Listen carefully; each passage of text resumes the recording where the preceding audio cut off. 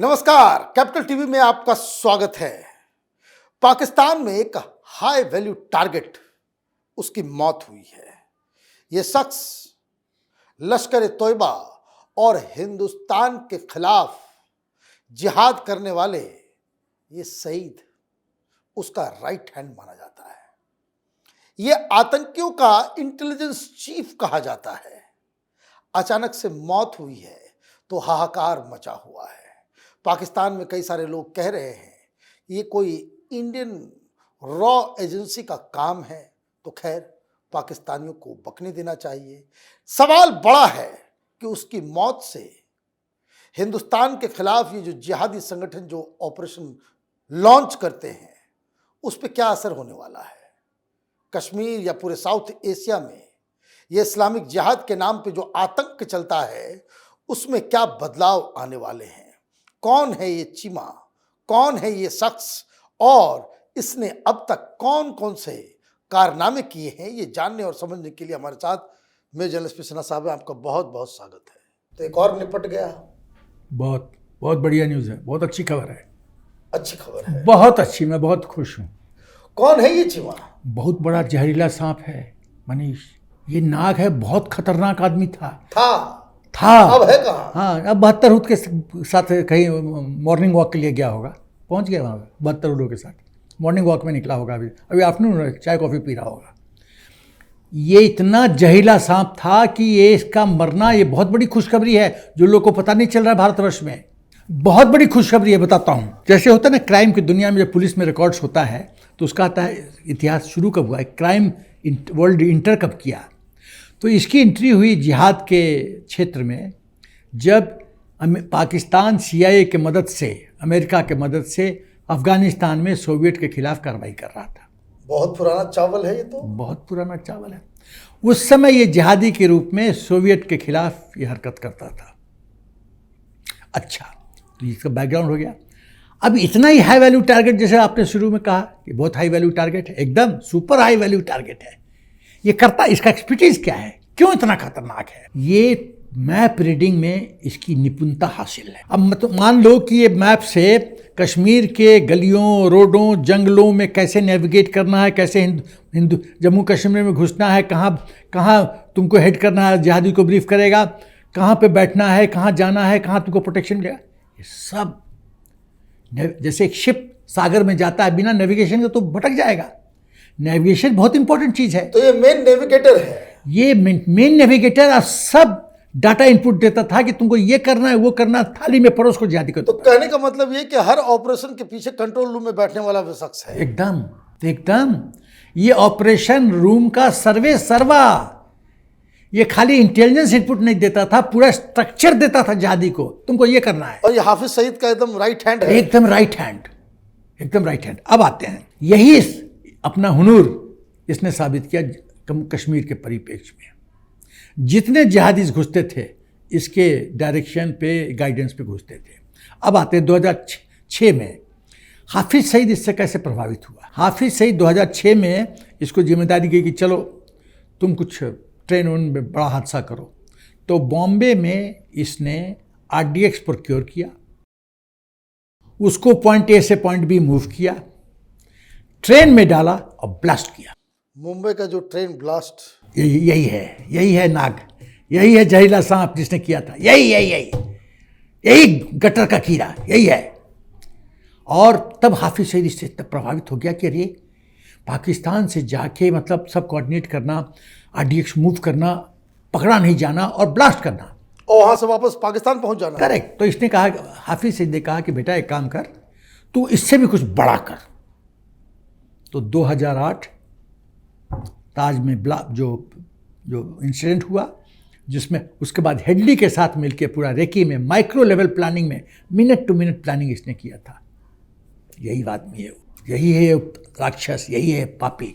अब आते हैं कि जैसे पुलिस के पास रिकॉर्ड्स होता है क्रिमिनल का, रॉ के पास जितने हमारे अंतर्राष्ट्रीय हमारे दुश्मन हैं उनका रिकॉर्ड होता है। रिकॉर्ड क्या कहता है कि हाफिज सईद का ये दाहिना हाथ ही नहीं, ये ब्रेन, हृदय, सब कुछ था। इससे हाफिज सईद को इतना सेटबैक मिला है। 3 बिंदुओं पे मैं कहूँगा कि इसका महत्व लश्कर तौबा में कितना बड़ा था। 3 बिंदु, सिर्फ 3 बिंदु बुलेट फॉर्म में बोलूँगा। पहला कि सोशल सपोर्ट आतंकवाद के लिए पाकिस्तानी आवाम के तरफ से कैसे पाओ, सोशल सपोर्ट। My God. दूसरा, सोशल इंजीनियरिंग कैसे करो कि वॉलंटरली पाकिस्तान के आवाम के लोगों को लश्कर तौबा हाफिज सईद को सपोर्ट मिले। तीसरा, एक सिस्टम बेस्ड ऑर्गेनाइजेशन स्ट्रक्चर बनाओ जिसमें ऑटोमेटिकली यदि एक आतंकी मरता है तो ऑटोमेटिकली दूसरा आतंकी खड़ा हो जाए। System based automatic feeder system. तो ये तो ब्रेन, ये तो सब कुछ है, इसका मतलब मेन मास्टरमाइंड यही है। वही नहीं, एक चीज मैं बोलने जा रहा हूँ, एकदम बहुत चक्का हो जाओगे जो मैं बोलने जा रहा हूँ। विश्व के इतिहास में कोई आतंकी संगठन नहीं है जिसके पास सोशल स्ट्रक्चर बनाया गया था आतंकवाद के लिए। यही था बंदा है, यही था जिसने क्रिएट किया था थॉट प्रोसेस, जो कि यूनिक है विश्व में यूनिक है। इसका लेवल ऑफ खतरा देखो। तो अब इसने क्या किया कि एक कॉन्सेप्ट डेवलप किया और कॉन्सेप्ट का एक जर्नल बनाया। देखो हर एक दरवाजे पे तो जा नहीं सकते, बट अखबार टाइम्स ऑफ इंडिया मान लो पढ़ते, इकोनॉमिक टाइम, हर एक गेट दरवाजे पे जाता है ना, न्यूज़ एक्सप्रेस जाता, सब जाता है। राइट। तो जो मीडिया है या जर्नल है या जो अखबार है वो तो बहुत पावरफुल मीडिया है, द्वार द्वार पे संदेश जाता है। उसने एक जर्नल बनाया जिसका नाम था हम आए हैं लश्कर तौबा के, we are the mothers of Lashkar Taiba. ये जर्नल बनाया। माँ क्या करती है, बच्चा पैदा करती है, परिवार की कंटिन्यूटी होती है।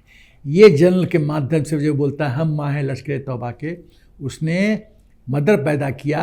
ये सब बच्चों को फुसला के जहादी बनाने का एक सिस्टम लगातार बना दिया, स्ट्रक्चर। अब मुझे एक बात बताइए कि आपने तो उसके क्रियाकलापों के बारे में बता दिया, इसकी मौत कैसे हुई? कई विचारधारा हैं।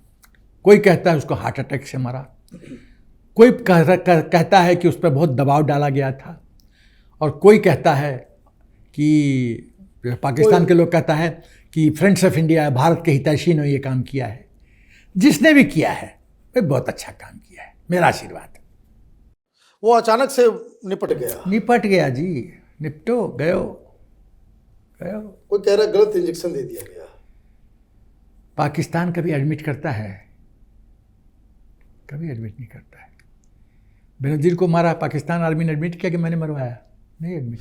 अब ये बताइए, अब ये तो चला गया जो इसका मेन ब्रेन था।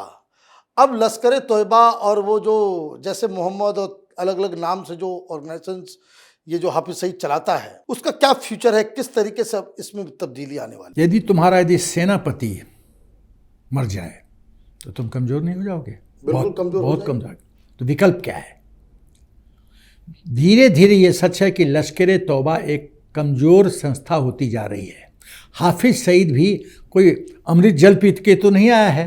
सही बात है। वो भी बुढ़ा हो रहा है, मेंटल फैकल्टी भी डाउन हो रही है, फिजिकल स्टेमिना भी डाउन हो रहा है, कॉन्टैक्ट्स में भी, सोशल लाइफ में उसको खुद अपना मौत नजर आती है। राइट। और खुद डर रहा है कि मेरा नंबर कब, वो खुद डर रहा है फ्रेंड्स ऑफ इंडिया से।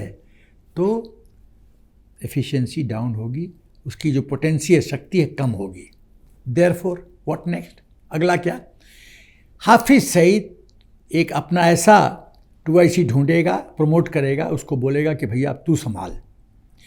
तीसरा, अब मैन पावर इंटेंसिव आतंकवाद से शिफ्ट होगा टेक्नोलॉजी ड्रिवन आतंकवाद, जहां मैन पावर करने की जरूरत नहीं है, टेक्नोलॉजी का इस्तेमाल करो और हिंदुस्तान को परेशान करो।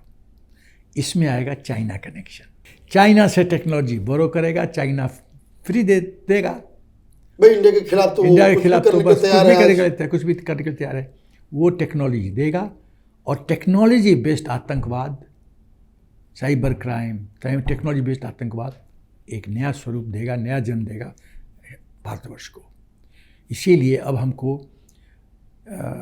कैसे कैसे टेक्नोलॉजी का इस्तेमाल करके हिंदुस्तान में आतंकवाद फैलाया जा सकता है in the form of cyber crime और बाकी सब सिस्टम को जैम कर देना, ये कर देना, कंप्यूटर ही करना, कंप्यूटर को हाईजैक कर लेना, डाटा चोरी कर, इस तरह के क्राइम जो है, फाइनेंशियल सिस्टम को अटैक करना, पूरा बैंक को कोलैप्स कर देना, ये सब तरह आतंकवाद का स्वरूप आएगा। इसके लिए हमको तैयार होना है। आपका बहुत बहुत धन्यवाद। आपने डिटेल में बताया कि कैसे भारत का एक दुश्मन, एक जहरीला सांप आज जो है वो मारा गया है।